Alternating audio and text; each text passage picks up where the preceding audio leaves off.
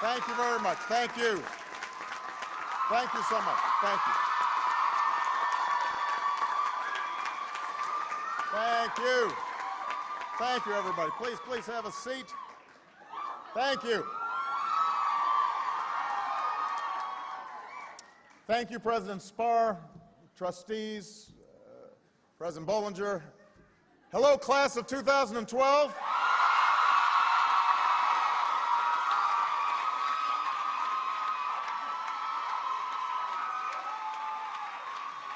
Congratulations on reaching this day. Thank you for the honor of being able to be a part of it. There are so many people who are proud of you. Your parents, family, faculty, friends, all who share in this achievement. So please give them a big round of applause.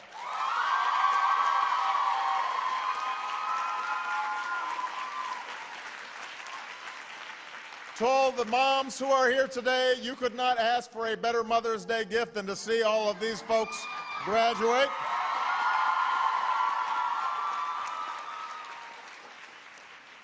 I have to say, though, whenever I come to these things, I start thinking about Malia and Sasha graduating, and I start tearing up, and it's terrible. I don't know how you guys are holding it together. I will begin by telling a hard truth. I'm a Columbia College graduate. I know there can be a little bit of a sibling rivalry here,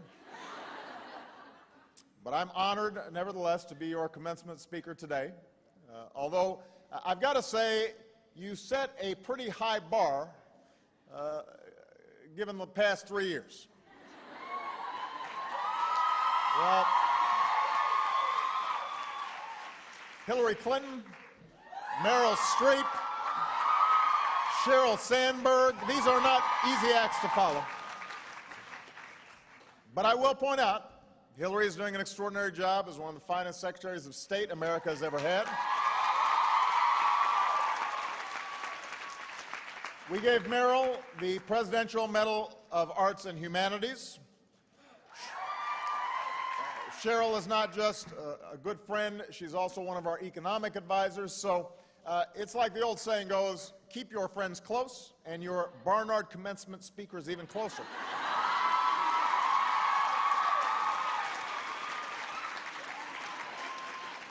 There is wisdom in that. Now, the year I graduated, this area looks familiar. The year I graduated was 1983, the first year women were admitted to Columbia. Sally Ride was the first American woman in space. Music was all about Michael and the moonwalk. We had the Walkman.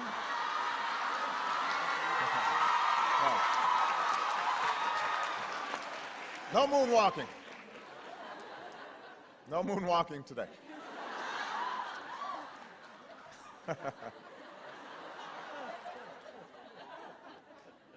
We had the Walkman, not iPods. Some of the streets around here were not quite so inviting. Times Square was not a family destination. So I know this is all ancient history. Nothing worse than commencement speakers droning on about bygone days. But for all the differences, the class of 1983 actually had a lot in common with all of you. For we too were heading out into a world at a moment when our country was still recovering from a particularly severe economic recession. It was a time of change. It was a time of uncertainty. It was a time of passionate political debates.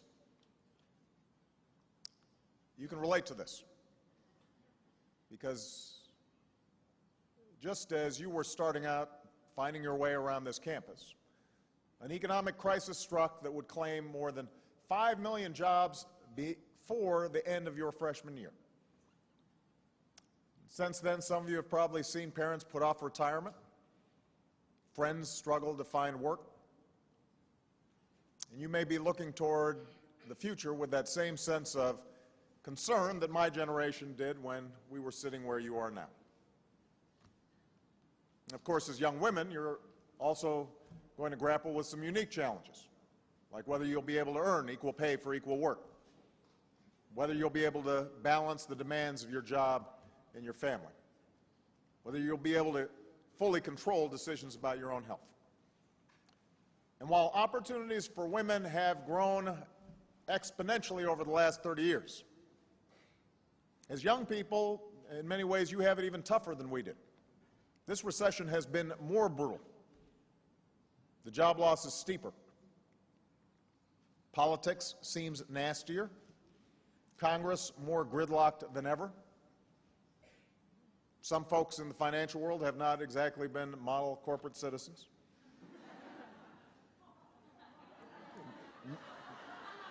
No wonder that faith in our institutions has never been lower, particularly when good news doesn't get the same kind of ratings as bad news anymore.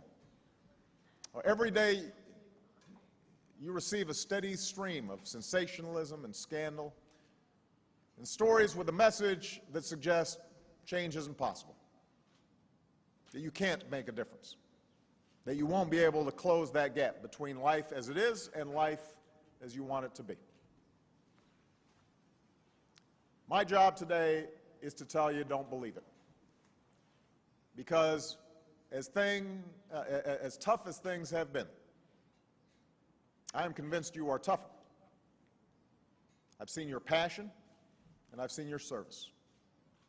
I've seen you engage, and I've seen you turn out in record numbers. I've heard your voices amplified by creativity and a digital fluency that those of us in older generations can barely comprehend. I've seen a generation eager, impatient even, to step into the rushing waters of history and change its course. And that defiant, can-do spirit is what runs through the veins of American history. It's the lifeblood of all our progress. And it is that spirit which we need your generation to embrace and to rekindle right now. See, the question is not whether things will get better. They always do. The question is not whether we've got the solutions to our challenges. We've had them within our grasp for quite some time. We know, for example, that this country would be better off if more Americans were able to get the kind of education that you've received here at Barnard.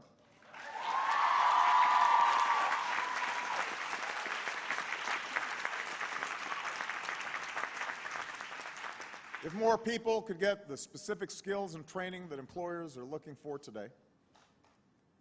We know that we'd all be better off if we invest in science and technology that sparks new businesses and medical breakthroughs. If we developed more clean energy so we could use less foreign oil and reduce the carbon pollution that's threatening our planet.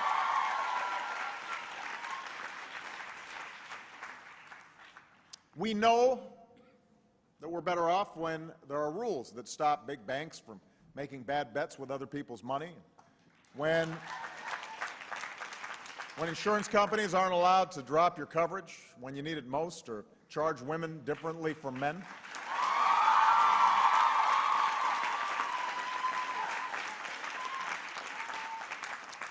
Indeed, we know we are better off when women are treated fairly and equally in every aspect of American life, whether it's the salary you earn or the health decisions you make.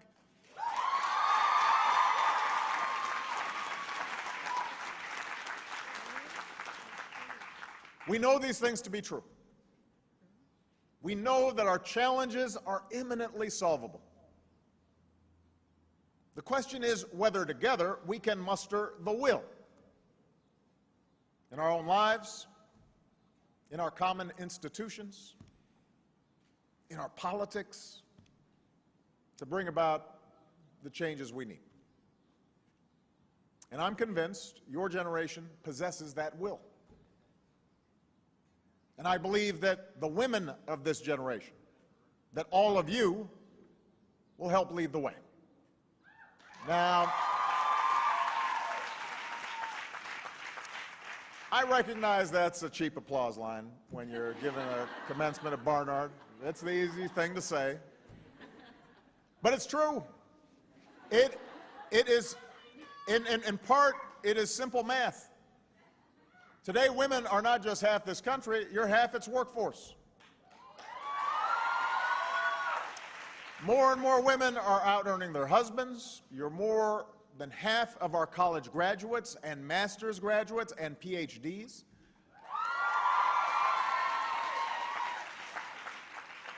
So you've got us outnumbered.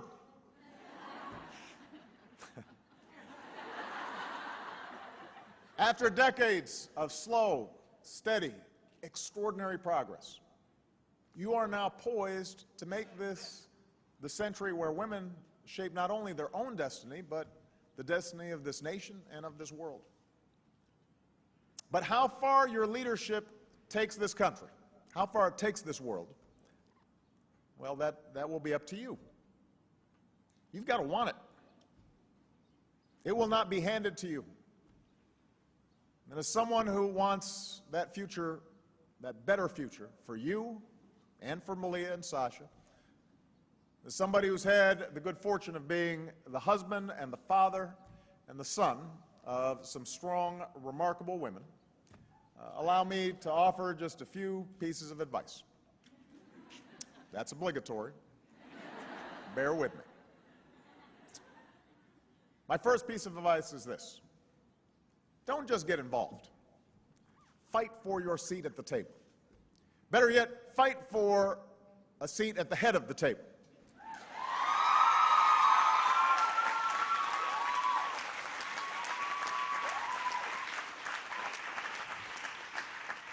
It's been said that the most important role in our democracy is the role of citizen. And indeed, it was 225 years ago today that the Constitutional Convention opened in Philadelphia, and our founders, citizens all, began crafting an extraordinary document. Yes, it had its flaws, flaws that this nation has strived to protect over time. Questions of race and gender were unresolved. No women's signature graced the original document, although we can assume that there were founding mothers whispering smarter things in the ears of the founding fathers. I think that's almost certain. What made this document special was that it provided the space, the possibility for those who had been left out of our charter to fight their way in. It provided people the language to appeal to principles and ideals that broadened democracy's reach. It allowed for protest and movements and the dissemination of new ideas that would repeatedly, decade after decade, change the world. A constant forward movement that continues to this day. Our founders understood that America does not stand still. We are dynamic, not static. We look forward, not back. And now that new doors have been opened for you, you've got an obligation to seize those opportunities.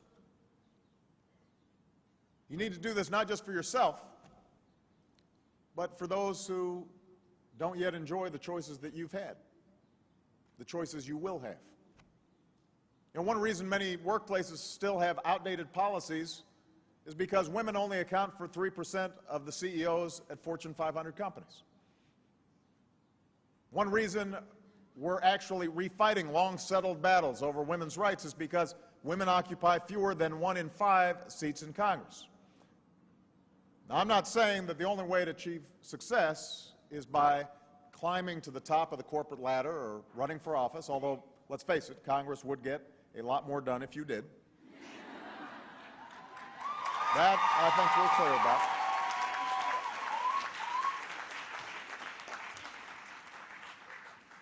But if you decide not to sit yourself at the table, at the very least, you've got to make sure you have a say in who does.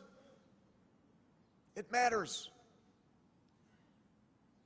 Before women like Barbara Mikulski and Olympia Snow and others got to Congress, just to take one example, much of federally funded research on diseases focused solely on their effects on men. It wasn't until women like Patsy Mink and Edith Green got to Congress and passed Title IX 40 years ago this year that we declared women too should be allowed to compete and win on America's playing fields.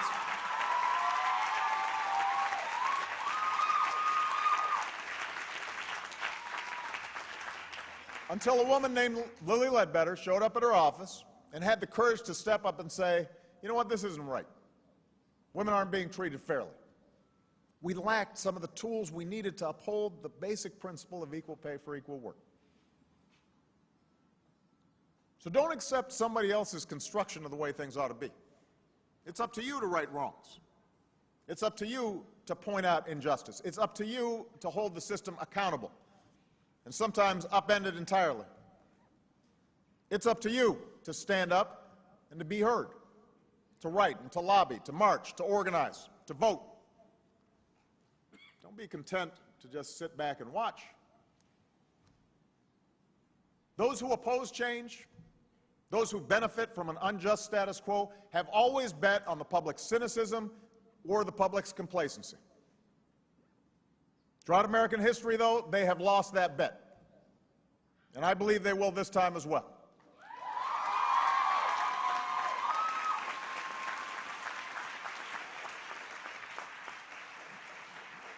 But ultimately, class of 2012, that will depend on you.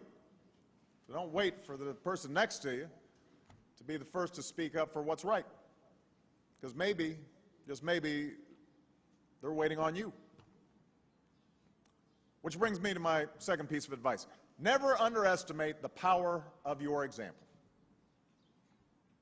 The very fact that you are graduating, let alone that more women now graduate from college than men, is only possible because earlier generations of women, your mothers, your grandmothers, your aunts, shattered the myth that you couldn't or shouldn't be where you are. I think of a friend of mine who's the daughter of immigrants. When she was in high school, her guidance counselor told her, you know what, you're just not college material. You should think about becoming a secretary.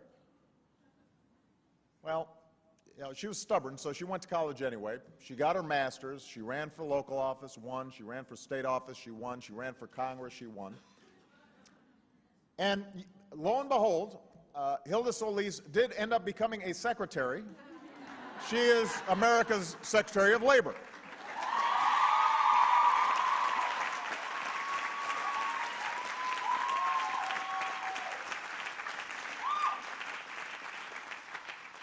So think about what that means to a young Latina girl when she sees a cabinet secretary that looks like her. Think about what it means to a young girl in Iowa when she sees a presidential candidate who looks like her.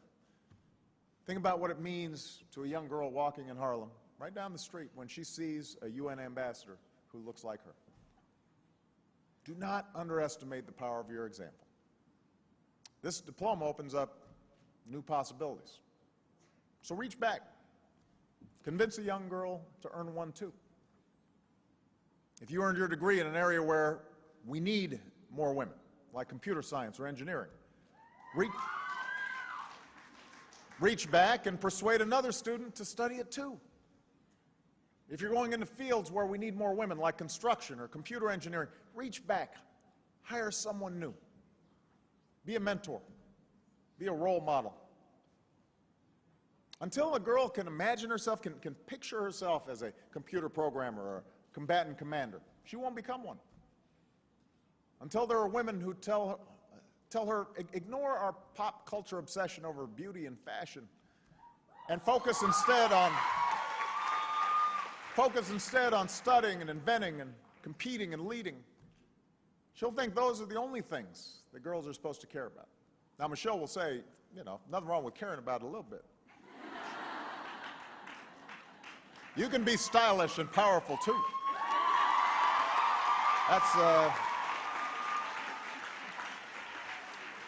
That's Michelle's advice. And never forget that the most important example a young girl will ever follow is that of a parent. Malia and Sasha are going to be outstanding women because Michelle and Marion Robinson are outstanding women. So understand your power and use it wisely. My last piece of advice. This is simple, but perhaps most important. Persevere. Persevere. Nothing worthwhile is easy. No one of achievement has avoided failure, sometimes catastrophic failures. But they keep at it. They learn from mistakes. They don't quit. You know, when I first arrived on this campus, we had little money, fewer options. But it was here that I tried to find my place in this world. I knew I wanted to make a difference, but it was vague how, in fact, I'd go about it.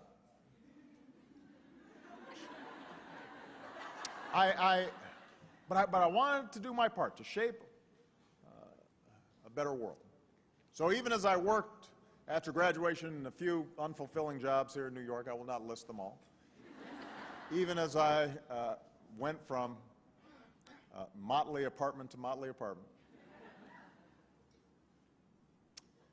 I reached out and I started to write letters to community organizations all across the country. And one day, a small group of churches on the south side of Chicago answered, offering me work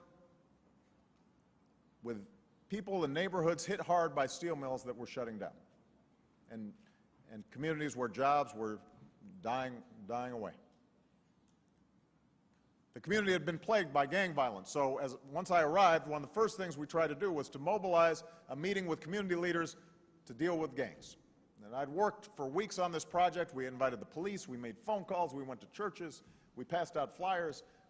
The night of the meeting, we arranged rows and rows of chairs in anticipation of this crowd, and we waited, and we waited. And finally, a group of older folks walked into the hall, and they sat down, and this little old lady raised her hand and asked, "Is this where the bingo game is?"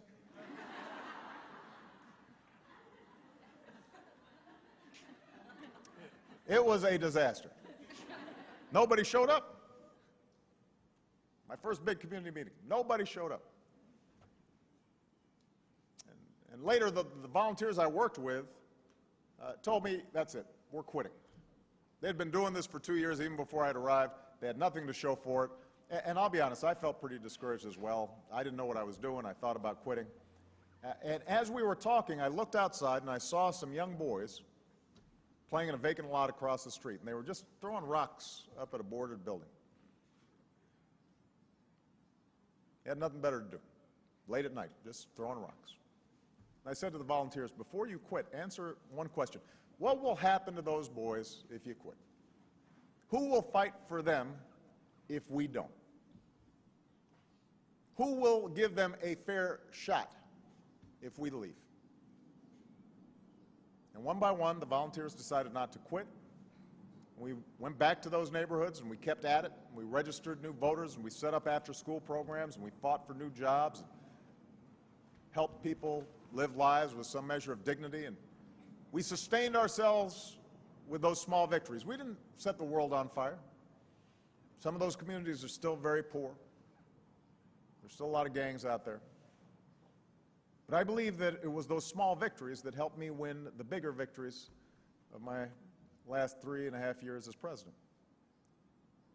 And I wish I could say that this perseverance came from some innate toughness in me, but the truth is it was learned. I got it from watching the people who raised me. More specifically, I got it from watching the women who shaped my life.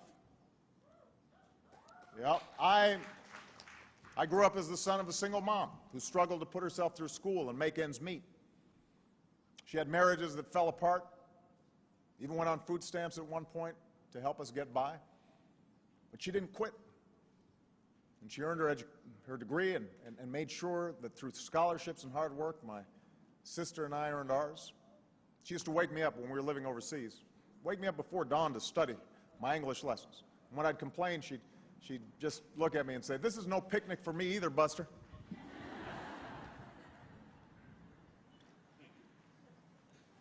my mom ended up dedicating herself to helping women around the world access the money they needed to start their own businesses.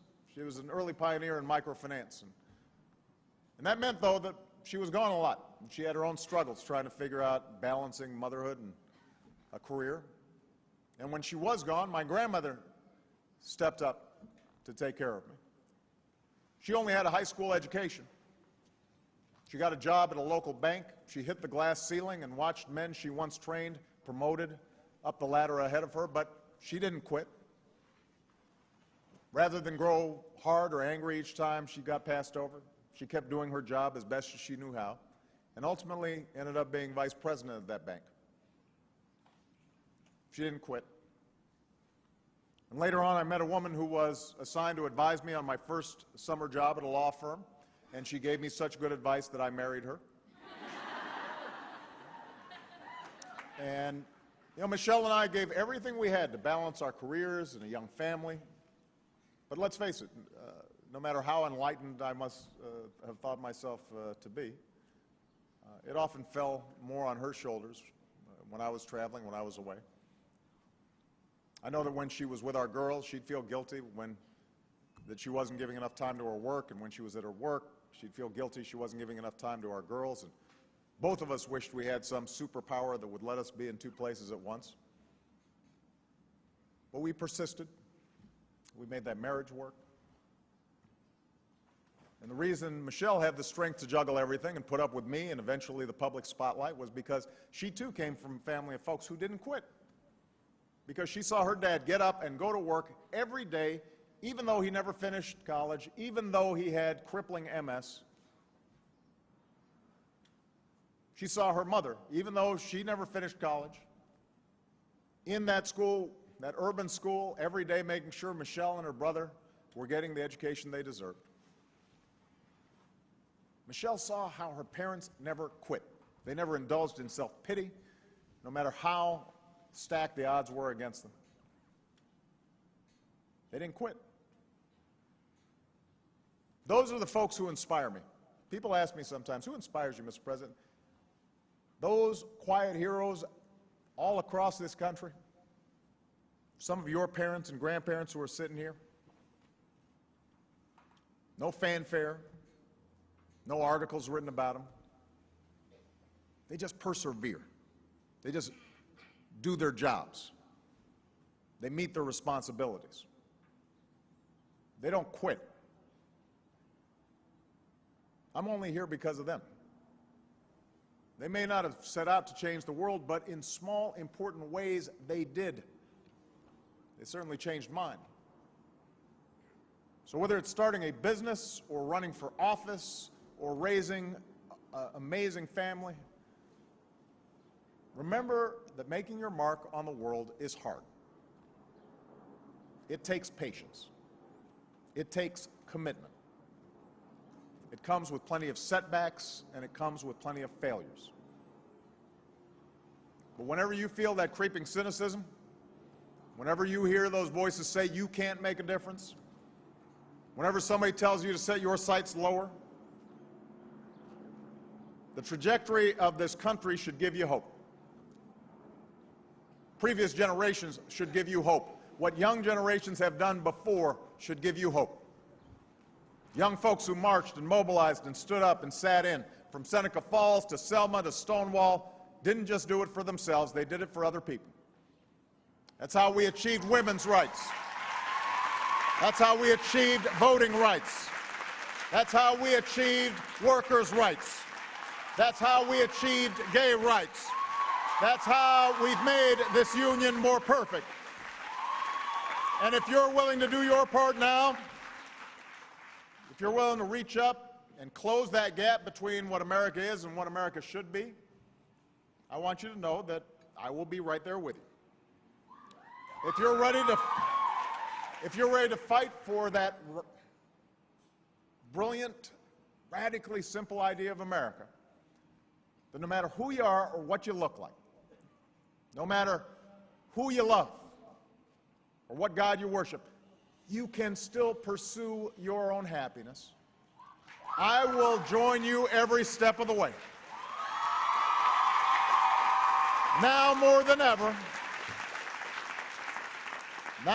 ever, America needs what you, the class of 2012, has to offer. America needs you to reach high and hope deeply.